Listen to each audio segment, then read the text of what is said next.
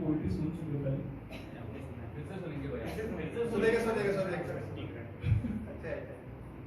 भांग diary. पहली मर्तबा मुझे बहला फुसलाकर बतलाया गया कि ये मात्र ठंडाई है और यकीन दिलाया गया कि यकीनन मीठा खाने से इसका असर कम होता है। और अपने भेड़ के खाल में छुपे भेड़िए दोस्तों का यकीन करते हुए और खुदा का शुक्रिया करते हुए कि ऐसे मासूम हमदर्द दोस्त सबको नसीब हो, मैं 3 गिलास ठंडाई 200 ग्राम मिठाइयों के साथ निकल गया।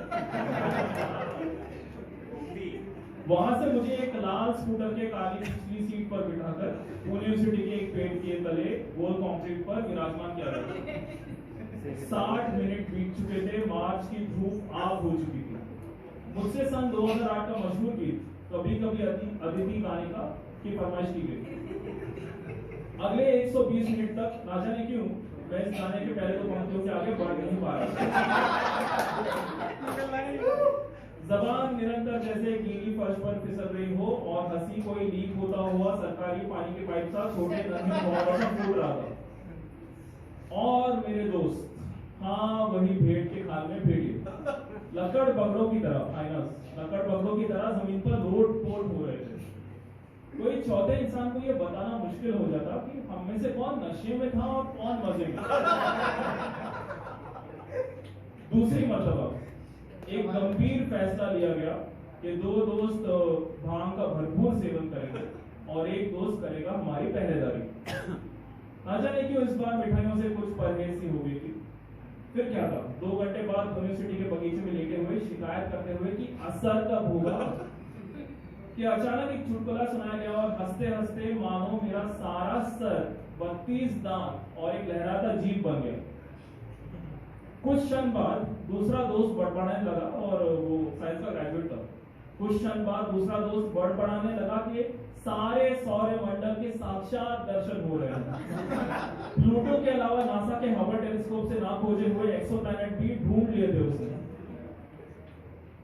मुझे एहसास हुआ इसरो और देश का बहुत पैसा बचाया जा सकता है। हमें अपने वैज्ञानिकों को बस दिन में 3 बार भांग पिलानी चाहिए।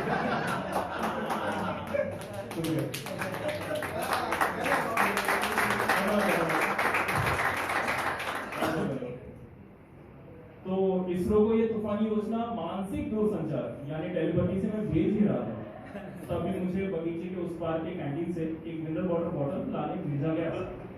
कैंटीन के दरवाजे पार होते होते मैं भूल चुका था कि मैं कौन हूँ, मैं क्या हूँ और मैं किसके साथ आया था। कैंटीन के दरवाजे पार होते होते मैं भूल चुका था, मैं वापस पढ़ रहा हूँ।